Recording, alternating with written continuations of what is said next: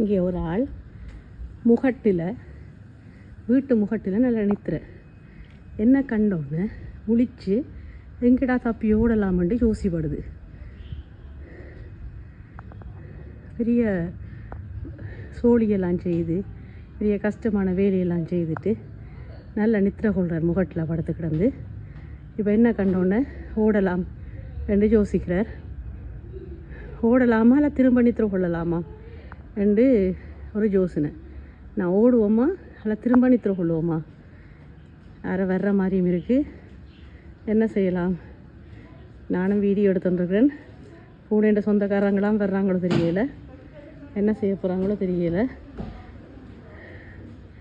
அவையும் பார்ப்படுது சொந்தக்காரரா அல்லது அவன் வீட்டில் இவர் கடனாக வந்து நிற்கிறோன்றாரோ தெரியலை. மிஸ்டர், என்ன மாதிரி நித்திர கொள்ளுவோமா இல்லை ஒலிம்பி வழியில் ஓடுவோமா? உங்களோட வீட்டுக்காரர் வந்துட்டு நம்ம போல இருக்குது.